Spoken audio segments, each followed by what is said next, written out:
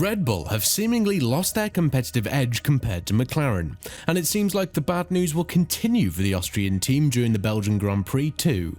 This is something that they definitely do not need in times like this, because they're now very close to losing the lead in the Constructors' Championship, and with the 10th-place grid penalty of Verstappen, along with the mixed conditions in Spa, it would be challenging for the RB20 to score good results in the last race of the first half of the season. But with this track being a low downforce requirement track, can Red Bull salvage the most and make a strong statement with the 3-time world champion, who hasn't won any of the last 3 races? It goes without saying that Red Bull is now definitely caught up in the development of their car, and obviously the MCL38 is the car to beat in a situation like this. The Woking-based squad found solutions to their challenger, and it seems like on all types of circuits and all types of temperatures, their car has been competitive all along. This is something that's been admitted by Christian Horner, who went on to say, "I think McLaren's car is in a better window than ours at the moment. It's perhaps easier or a broader window. Our window seems to be very peaky, and that is what's making it difficult for the engineers and the drivers. I think we have to take the balance of the car and make that window broader, as it's so critical to temperature and all the relevant factors. That is something that the team is very aware of and working very hard on." Most definitely, Red Bull will have a huge task ahead of them, especially now that their primary point scorer is struggling to keep the team where they projected to be at the beginning of the season, winning both championships and having a 1-2 lead in the drivers' category. But this is partially because Red Bull did not properly understand the data that came their way, and when talking about it to a greater extent, Horner put a great emphasis on what needs to be done in order to fix these issues for the upcoming period, adding, "I think we have to look at all the data, now that we have it, and look where we need to optimize, and where we're not getting the performance that we want to achieve. There are several factors that we have to mention about the upcoming race in Spa, and the first one is that the track will be much cooler than what we saw in the heat waves in Hungary. This doesn't seem to fit the style of the RB20, because when the temperatures on the track dropped from around 60 to 35 degrees, we've seen that the performance of the car vanished. On the other hand, cars like Ferrari and Mercedes are finding it extremely difficult to perform under such conditions. Furthermore, a lot of rain is expected on Friday and Saturday, which could hinder the process of data collection and setting up the car in the right operating window. And while Max is one of the best drivers on wet conditions, he won't start higher than P11, which is now not even guaranteed considering how close the qualifying gaps are between the top 5 drivers on the grid. The bad news doesn't end here for Red Bull, as from this year, apart from the resurfaced track, the directors of the race have decided to shorten the DRS section on the Kennel Straight by 75 meters. This will definitely hurt Red Bull, but it is unknown to what extent, because the Austrian team dominates in conditions with open DRS and long main straights due to their top speed advantage, something we're hoping will bring closer racing to the front of the grid too. Of course, the low downforce requirements of the track as well as the keener attitude that Verstappen has towards this circuit are something that Red Bull would hope for the most, but nevertheless it's going to be a hell of a weekend for the Austrian squad. Something that is worth mentioning is the fact that Red Bull was one of the 2 teams along with Sauber to have been slower than last year's Hungarian Grand Prix, which goes to show how big of a dominant edge the RB19 had over the rest of the grid.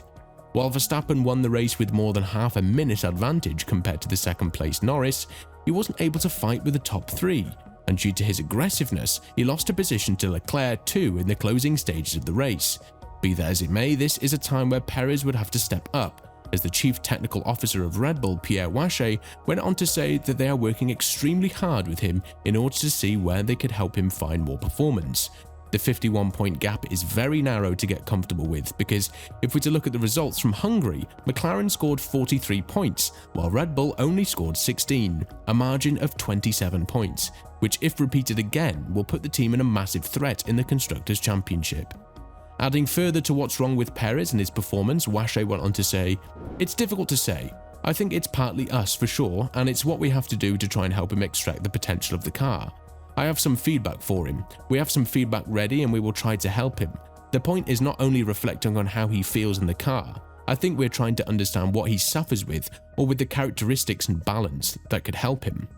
But nevertheless, this may be the first time that the car has been acting inappropriately, and that is where the accent needs to be put, because even though the team brought a huge array of upgrades for the Hungarian Grand Prix, those that were labelled track specific, they didn't seem to work the way that they were supposed to.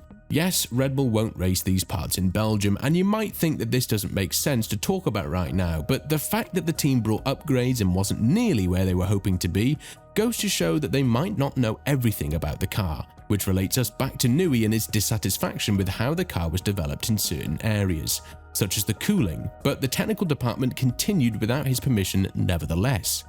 Elaborating on the upgrades from Hungary and how they disappointed the team, Marco said, "Hungary is one of the slowest tracks. On Friday we had track temperatures of 60 degrees which dropped to 35 in qualifying. And when we knew how sensitively the tyres reacted to the smallest temperature differences, it wasn't easy to adapt the car accordingly. The McLaren on the other hand has shown this summer that it's fast with all tyre types and in all conditions. In the race it was warmer again, but not as hot as expected. It was cloudy. It was very difficult conditions across the board, and in terms of strength in the field, we're just behind McLaren, but of the last 4 or 5 races, we were certainly the closest to the front. And the pressure to perform is definitely there, because if we're to look at some of the statistics in the past, we would notice something quite extraordinary. This is the first 3-race span that Verstappen hasn't won a race since the 2021 span from Brazil to Qatar and then Saudi Arabia. Furthermore, Verstappen has had 3 non-podium finishes in the last 6 races, whereas in comparison, in 61 races from 2021 to 2023, he's only had 5 combined non-podium finishes, which goes to show that the domination of Red Bull, at least on paper, is officially over, and it's up to teams like McLaren and Mercedes to get the most out of it. The Austrian team has also come to an agreement to cut the hobby of Verstappen, or more precisely, limit it to a more reasonable one, as the late-night sim racing events before the Hungarian Grand Prix may have been linked with the nervous attitude as well as the bad focus that Verstappen had during the race. Obviously, this cannot be guaranteed because we've seen Verstappen sim race in Imola for a much longer period and then go on to win the race with no problem in his car. But nevertheless, the team is decisive to not take any risks in the future. As Helmut Marko went on to say, "Max Verstappen was rather thin-skinned in Hungary, and of course it didn't take long for criticism to arise. No wonder, given that he spends half the night playing sim racing. I have to say this, in Imola he didn't go to bed until 3 o'clock in the morning after a sim racing session, and then won the Grand Prix. Max has a different sleep rhythm, and he had 7 hours of sleep. His late-night sim race on the Hungarian weekend only came about because a driver in his team cancelled. Nevertheless, we have agreed that he will no longer run sim races this late in the future." Obviously, there's a lot at stake here because if we are to look at it, a couple of bad strategies from McLaren, as well as a bit of luck towards Red Bull's side in Austria, are what prevented Verstappen from having a much narrower lead compared to Norris in the Drivers' Championship, one that currently sits at 76 points and could have easily been way below 40 points. Be that as it may, there is still all to play for, and with Red Bull having a serious challenge ahead of them, it would be interesting to see how the mixed conditions in Spa would turn out to be for the Austrian team.